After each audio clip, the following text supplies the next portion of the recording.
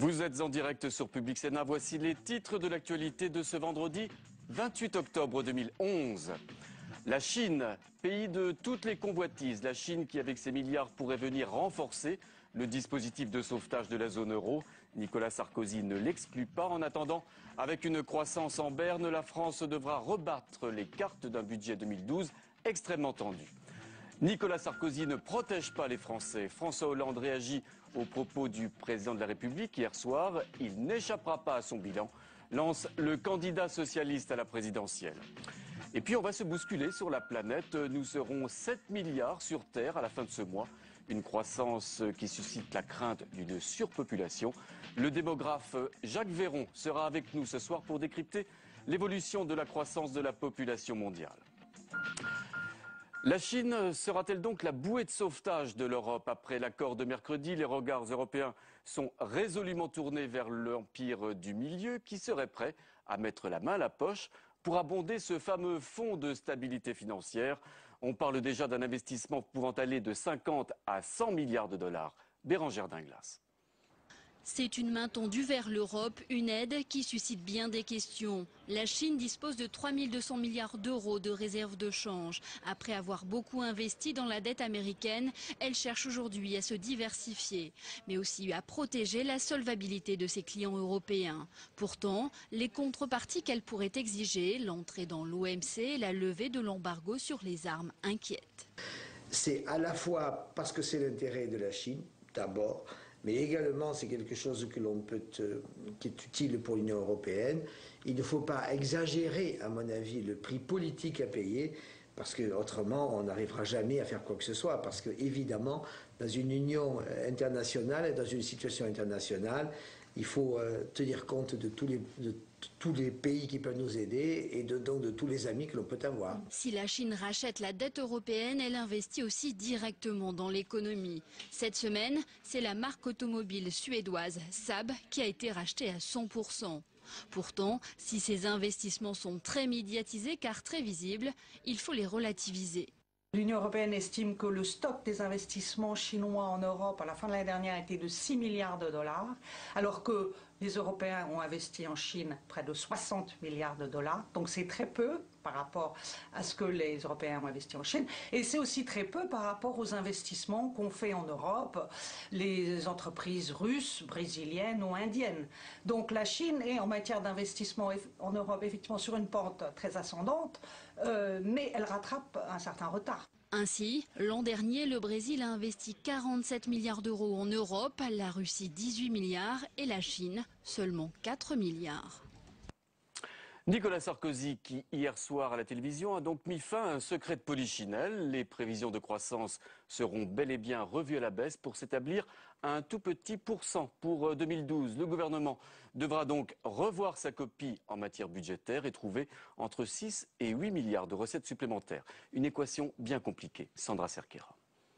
À peine voté, et voilà le premier plan d'austérité déjà caduc. Car avec un taux de croissance revu à la baisse, il manque de l'argent pour boucler le budget de l'État. Il faudrait économiser 6 à 8 milliards d'euros, un chiffre que cet économiste juge peu crédible. Les mesures qui seront prises réduisent encore la croissance et donc réduisent les recettes fiscales. Et donc au bout du compte, il ne faut pas 8 milliards d'économies, mais quasiment le double. Le double, cela reviendrait à dire qu'un troisième plan d'austérité serait bientôt nécessaire. Car la TVA à 7%, qui s'appliquerait à l'hôtellerie, la restauration et le bâtiment, ne rapporterait que 4,5 milliards d'euros. Pas assez pour combler le déficit. Alors certains n'excluent pas que d'ici peu, la hausse s'applique à tous les produits. Des coupes budgétaires sont également à l'étude dans le domaine de la santé, ainsi qu'une surtaxe d'impôt pour les grandes entreprises. À force d'accumuler ces plans de rigueur, on arrivera au bout du compte à tenir nos engagements, mais à un coût exorbitant sur la croissance économique, c'est-à-dire qu'elle risque de tomber en récession, sans assurance que les agences de notation ne dégradent pas la note française. La fin du quinquennat de Nicolas Sarkozy sera donc bien placée sous le signe de la rigueur, mais il faudra attendre la fin du G20 dans 10 jours pour que les mesures de ce nouveau tour de vis budgétaire deviennent officielles. Olivier Pastré, l'économiste, nous a rejoint sur ce plateau. C'est vrai, le G20, c'est très bientôt, dans moins d'une semaine. Merci beaucoup d'être avec nous. Un mot sur la Chine, on en a parlé en ouverture de ce journal. S'agit-il, si la Chine décidait et l'Europe décidait des investissements massifs chinois dans la zone euro, s'agirait-il d'un changement stratégique profond en matière économique et financière en Europe ? C'est la preuve que les Chinois participent de plus en plus aux négociations internationales. Je rappelle qu'avant la création du G20 en 2008, ils étaient exclus de discussion. Donc on les a intégrés, c'est normal qu'ils participent. Je rappelle un autre chiffre, une série de chiffres que j'aime bien. La Chine et l'Inde représentaient 52% du PNB mondial en 1820. Aujourd'hui 14, et les prévisions réalistes pensent qu'on reviendra à 52 dans 20 ou 30 ans. Donc il faut se faire à l'idée qu'ils sont partie prenante, qui sont d'abord ceux qui créent de la croissance aujourd'hui, deux parties prenantes des négociations, et ils ont tout intérêt à aider l'Europe, qui est un de leurs principaux clients. Alors que par ailleurs ils fassent des investissements, je signale qu'ils ont déjà acheté beaucoup d'euros par rapport à ce qu'ils faisaient il y a 2 ou 3 ans, donc ils vont en acheter un peu plus, ils vont nous donner un coup de main, ils rachèteront peut-être au passage une ou deux entreprises. Je ne considère pas que ce soit ex-ante un drame. On verra quelles entreprises ils vont Pour acheter. vous, en tout cas, il s'agit d'une attitude, d'une politique réaliste, en tout cas de la part des Européens, dès lors qu'on ne peut pas ignorer une économie d'1 milliard de personnes. Dont on achète les produits, chez qui on veut aller.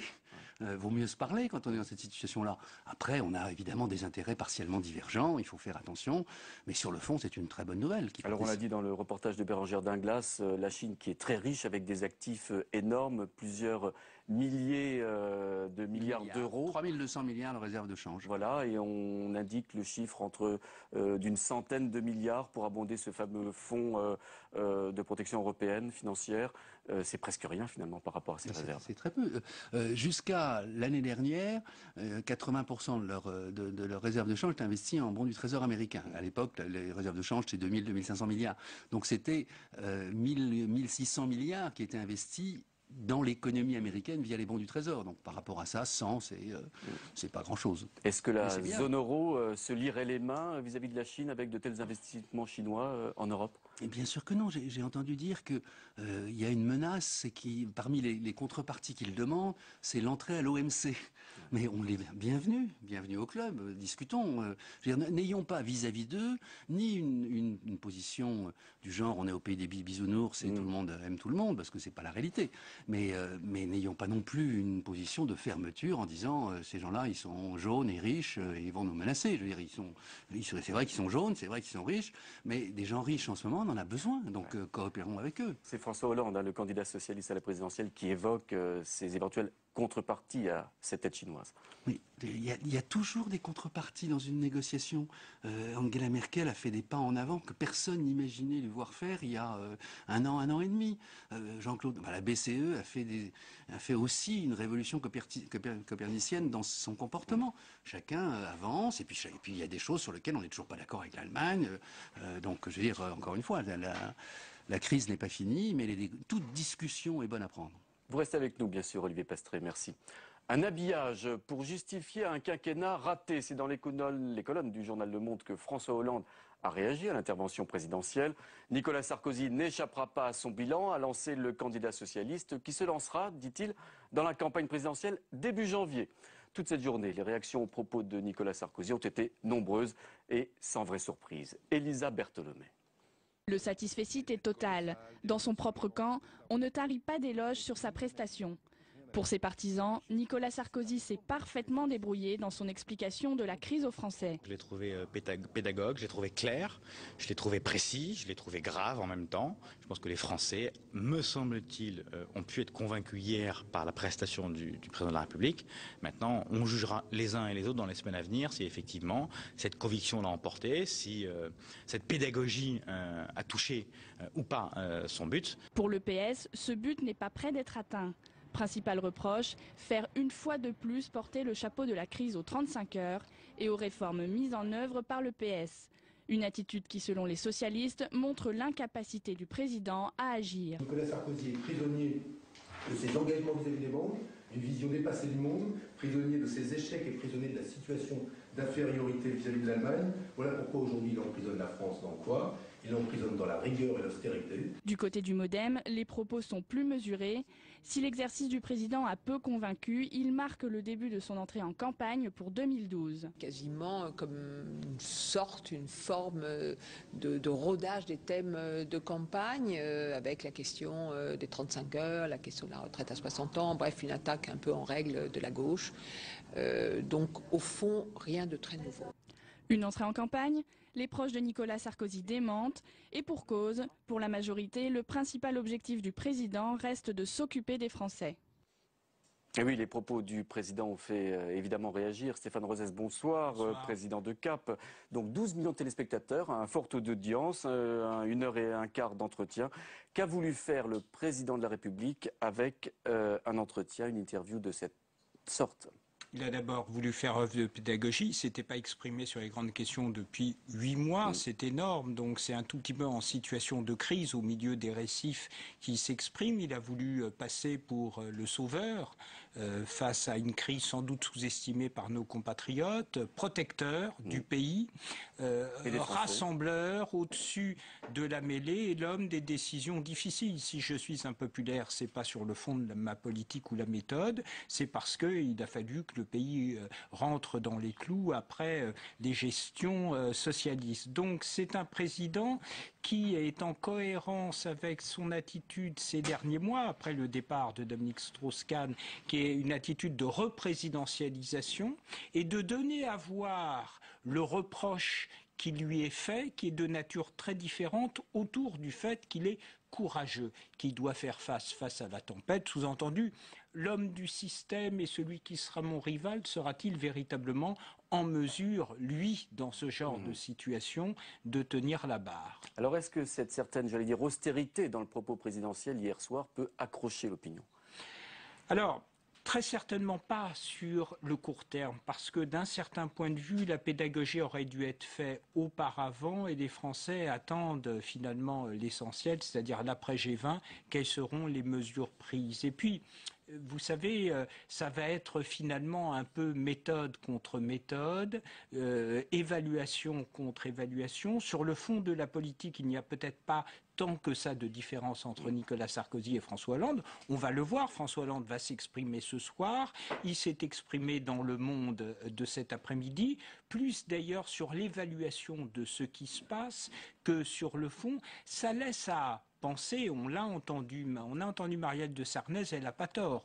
On comprend ce que va être, je dirais, le positionnement de Nicolas Sarkozy face à François Hollande. On le comprend. Et donc, du coup, la différence va se faire sur la capacité à faire face, selon les Français, aux crises, et puis la question des méthodes et la conception, finalement, de notre modèle dans la globalisation. Sur le fond, Nicolas Sarkozy a été un peu transgressif sur les questions européennes. On va le voir. Les Français vont comparer, finalement, à la fois deux personnalités, peut-être plus que deux politiques de fond très différentes. Olivier Pastré, juste un mot sur ces propos présidentiels avec cette, j'allais dire, dramatisation de la crise.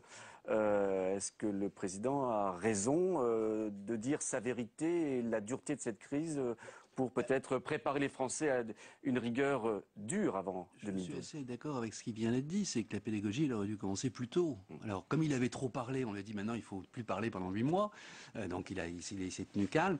Je pense qu'il aurait bien mieux fait de parler parce que les Français n'ont toujours pas compris la gravité de la crise et malheureusement, quelque part, je ne sais pas ce que vous en pensez, mais Nicolas Sarkozy a intérêt à ce que la crise s'aggrave. C'est d'une grande tristesse, c'est pas de sa faute, mais c'est comme ça. Oui, sans doute, c'est-à-dire ça lui permet d'être dans la posture où, dans le mouvement, ce serait le plus ferme, le plus habile, là où les Français lui reprochent son manque de vision de long terme, son manque de stratégie, son manque de cohérence et sa façon de faire en interne avec le pays, là où, sur les crises internationales, il est obligé d'avoir un surmoi qui s'impose à lui. Effectivement, la crise internationale sert Nicolas Sarkozy. Merci messieurs d'avoir été avec nous. Le Sénat a travaillé toute cette semaine, une semaine marquée par de nombreuses initiatives de la nouvelle majorité de gauche pour contrer en particulier les textes signés par l'UMP. La preuve, ce mardi avec le texte du député Éric Ciotti sur le dossier, vous le savez, très controversé de l'encadrement militaire des mineurs délinquants. Regardez ces échanges. À l'évidence, la délinquance est un puits sans fond pour la droite afin de justifier l'injustifiable. Mes chers collègues, il est temps de mettre fin à cette escalade inutile. Le gouvernement a réagi, monsieur le garde des Sceaux. Voilà notre différence avec vous. Vous réfléchissez, vous l'avez dit, madame le rapporteur. Nous, nous agissons.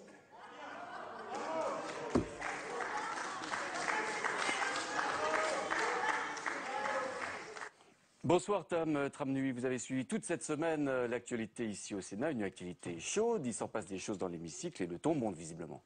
Oui absolument, et mardi la proposition de loi du député Éric Ciotti a été rejetée en séance publique. Éric Ciotti, il faut le rappeler, c'est le monsieur sécurité de l'UMP et cette mesure avait reçu le soutien de Nicolas Sarkozy. Autant dire que c'était le texte symbolique idéal pour que la nouvelle majorité au Sénat de gauche montre les dents. Et c'est ce qu'elle a fait en votant ce qu'on appelle une question préalable, ce qui permet de rejeter le texte sans même aborder la discussion sur les articles. La gauche y voyait un texte de communication bâclé et dénonçait une opération séduction envers l'extrême droite. Bon, il y avait quand même une faille dans l'argumentaire et elle n'était pas des moindres, c'est que Ségolène Royal, lors de la campagne de 2007, a soutenu cette proposition. C'était même la sienne, mais c'est vrai qu'on a la mémoire courte en politique. Alors un autre texte plus technique, celui-là, celui du contrôle du médicament, où la gauche également a fait entendre sa voix. Oui, un texte plus technique, mais tout de même essentiel et plein d'émotions, puisqu'il vise à empêcher la réédition d'un nouveau scandale Mediator. Dans l'ensemble, la gauche au Sénat a approuvé les mesures adoptées par l'Assemblée nationale, dont je rappelle la majorité est de droite, mais elle a voulu aller plus loin, notamment en introduisant la possibilité d'action de groupe des victimes. Alors action de groupe, c'est des plaintes de groupe qui sont rendues possibles. En effet, les fameuses class actions, très courantes aux États-Unis. On écoute la réaction de Xavier Bertrand. Le fonds Mediator qui a été mis en place par la loi, voté à l'unanimité, gauche et droite, à l'Assemblée comme au Sénat, va beaucoup plus vite qu'une action de groupe. Parce que ce fonds, même pas un an après, il est mis en place et les dossiers arrivent. Les gouvernements, quels qu'ils soient, ne veulent pas de ça. Parce que c'est des forces dont ils ont peur. Mais pourtant, je crois que pour nos concitoyens, c'est très important. Voilà, Tam, on vient d'entendre Mugadini, centriste. Les centristes ont donc voté avec les socialistes. Et oui, effectivement, les centristes, qui étaient généralement les alliés de l'UMP lorsque la majorité était à droite, se sont adaptés et se sont cette fois-ci rangés du côté de la gauche. La droite, de son côté, s'est abstenue. Alors, dernier volet, cette fameuse réforme territoriale qui risque d'enflammer le Sénat, c'est un dossier dur pour la gauche. Oui, une réforme essentielle pour les sénateurs qui représentent les territoires, on le rappelle. L'impopularité de cette réforme chez les élus locaux a beaucoup joué dans le basculement du Sénat à gauche. Il y a mercredi, en commission, la majorité a commencé à s'attaquer à cette réforme ONI. Elle a modifié radicalement le volet intercommunalité qui doit réorganiser les groupements de communes et elle a choisi de donner plus de pouvoir aux élus locaux au détriment des préfets dans ce processus, aux grandes dames de Jean-Jacques Hyest, l'ex-président de la commission des lois. Vous prenez 40 élus locaux, puis vous leur dites faites un schéma, ils feront jamais rien. Il fallait une force de proposition, c'est ce que nous avions dit, c'est le préfet qui est représentant de l'État. On dit représentant du pouvoir central, excusez-moi, bon, le préfet fait son boulot. Alors elle est plus ou moins intelligente, je reconnais qu'il y en a qui n'ont pas été très malins. Mais là, il modifie tout. Ça veut dire qu'on ne fera plus rien. Il ne faut quand même pas se foutre de nous.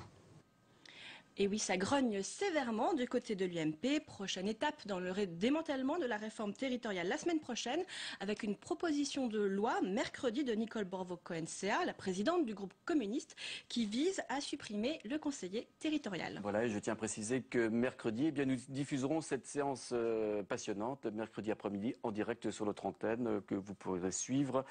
Donc, mercredi dans l'après-midi. Merci beaucoup, Tam. Vous allez nous quitter pour quelques mois. À bientôt, donc. À bientôt. Merci encore. Un grand flic chez le juge, le patron de la police nationale, Frédéric Pechnard, a été entendu aujourd'hui comme témoin assisté dans l'enquête sur le dossier des Fadettes. Vous le savez, ces fameuses analyses de factures téléphoniques d'un journaliste du Monde au cœur de l'affaire Bettencourt. Frédéric Pechnard n'a pas été mis en examen, ce dont se félicite ce soir Claude Guéant, le ministre de l'Intérieur. Et puis dans une autre affaire, celle dite du Carlton de Nice, Claude Guéant, lui encore, a démenti cet après-midi Les rumeurs de mise à la retraite d'office du chef de la police du Nord, lui aussi entendu dans le cadre de l'affaire de proxénétisme. Selon d'autres sources, sa mutation serait annoncée. Elle pourrait être annoncée vers Paris pour ce grand patron de la police du Nord, je vous le rappelle.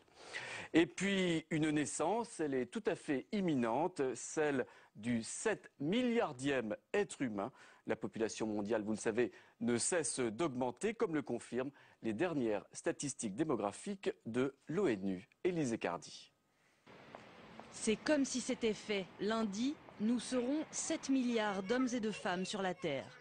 Le résultat d'une accélération fulgurante. Imaginez, en 1810, nous n'étions qu'un seul petit milliard à se partager l'espace. Car on se reproduit très vite. 227 000 nouveaux petits humains arrivent tous les jours. Et ils resteront aussi plus longtemps avec l'espérance de vie qui ne cesse d'augmenter. Évidemment, ça ne s'accélère pas de la même manière suivant le continent où on se trouve. En Europe, par exemple, on aurait bien besoin de se reproduire plus, avec 1,5 enfants par femme seulement. En Asie et en Afrique, la démographie, en revanche, est galopante. Le Nigeria détient le record avec en moyenne 7 enfants par femme. Alors, ce fameux enfant numéro 7 milliards, son profil type selon les chercheurs, ce serait un bébé indien né dans une région rurale, sûrement un garçon, conséquence de la politique de sélection sur les petites filles. Alors, réjouissons-nous, car de toute façon, il va falloir s'habituer et se préparer à se serrer. La tendance n'a pas l'air d'être près de s'inverser.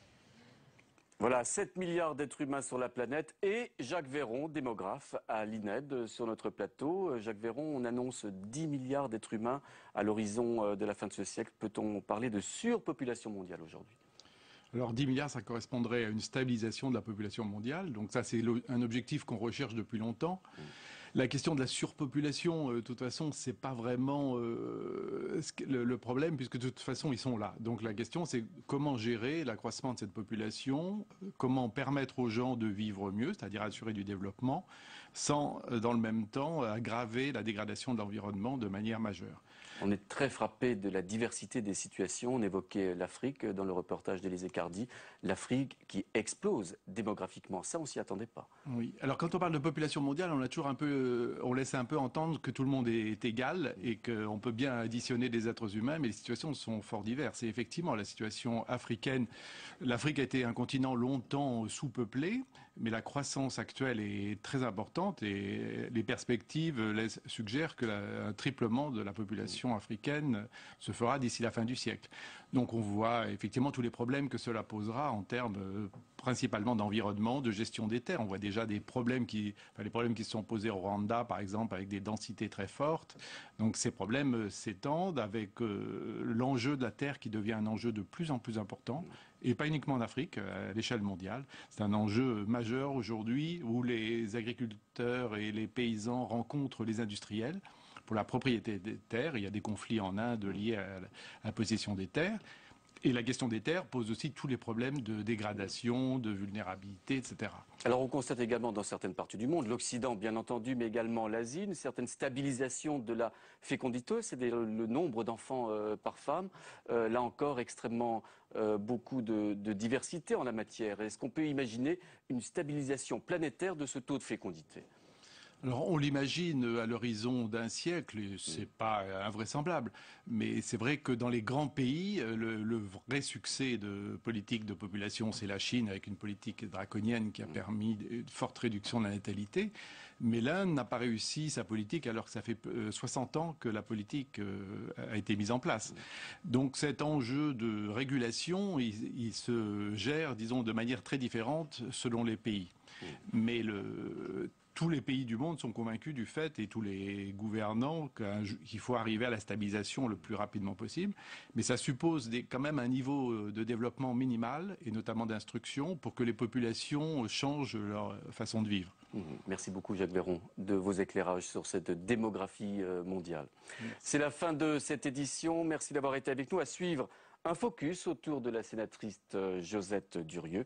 Très bon week-end de Toussaint à tous. Merci.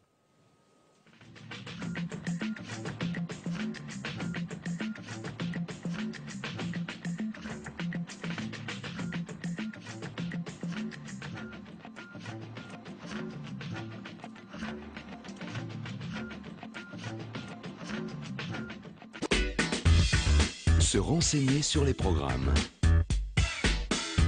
Voir ou revoir les émissions. Suivre le fil d'information politique et parlementaire.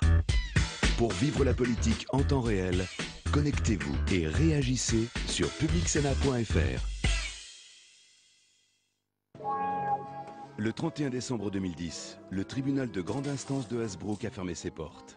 Les affaires sont désormais traitées à Dunkerque, à 50 km. Ils ont leur tribunal, ils ont des gens plus grands ici. Mais le tribunal d'Hasbrook, je veux qu'il reste. Entre mobilisation et émotion, le documentaire retrace le combat des élus, des habitants et du personnel pour conserver leur justice de proximité. Toutes les manifestations qu'on a pu faire, ça a débouché sur rien. Aujourd'hui, c'est fini. Et si on m'annonce dans 5 ans que finalement la juridiction rouvre, je refais mes sacs et je reviens ici. Hasbrook, les derniers mois d'un tribunal. Demain à 22 h, suivi d'un débat animé par Benoît Duquesne.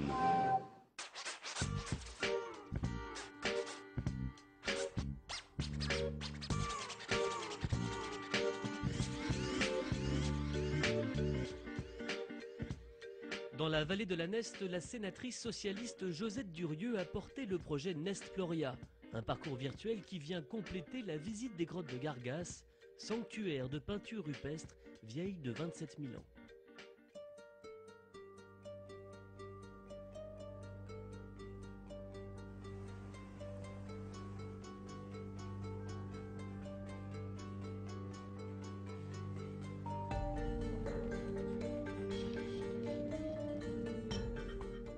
C'est formidable, c'est vrai que par moments c'est stalactite, on dirait des personnages.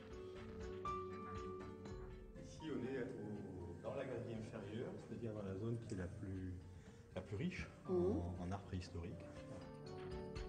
Vous avez là les 3 mains rouges qui sont les mains de la découverte, les premières que Félix Regnault a vues le 11 juin 1906.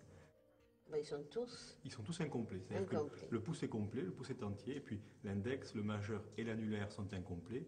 Si on regarde attentivement, la main qui est à droite ici, l'auriculaire, lui, est entier. Et sur celle-ci aussi. Et les interprétations que l'on propose ont varié dans le temps, mutilation rituelle, mutilation pathologique ou langage gestuel, qui est l'hypothèse privilégiée par les préhistoriens. Je sens, si vous voulez, une traduction de ce que je vais appeler l'éternité. Parce que c'est la main, c'est le maillon, c'est la chaîne. Ils étaient là, j'y suis. Je ne sais pas si vous voulez ce qu'il y a dans l'au-delà. Il y a une réalité ici d'êtres humains qui se succèdent dans le temps. Et il y a cette continuité.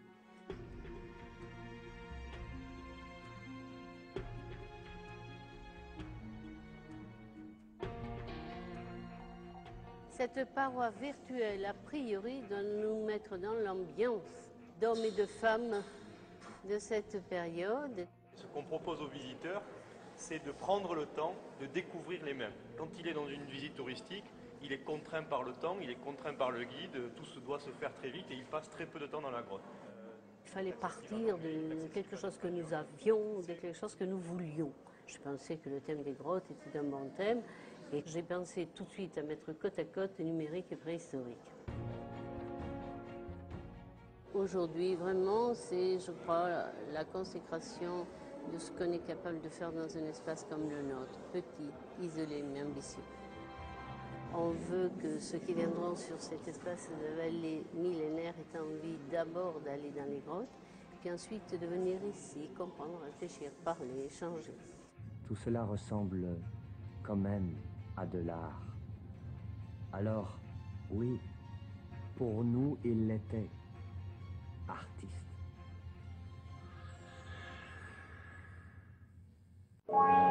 Direction le golfe de Guinée, au Ghana, au centre même d'Accra, sur les bords de la rivière Odorna qui traverse toute l'agglomération. C'est là que finit la majorité de nos déchets électroniques, censés pourtant être tous recyclés sous nos propres latitudes. Ici, on casse, on démonte, on sépare pour récupérer tout ce qui a une valeur marchande. Le cuivre, l'acier, l'aluminium, le fer, le zinc, l'étain, la bauxite, le plastique. La moindre miette mérite qu'on s'y attarde. Les analyses faites sur les prélèvements de ce sol montrent une contamination au plomb, au cuivre et à l'étain. Des phtalates et des dioxines de chlore très cancérigènes hypothèquent à terme la santé de tous ceux qui travaillent à Boglochi. Ghana, la nouvelle poubelle de l'Occident. Dimanche à 9 h sur Public Sénat.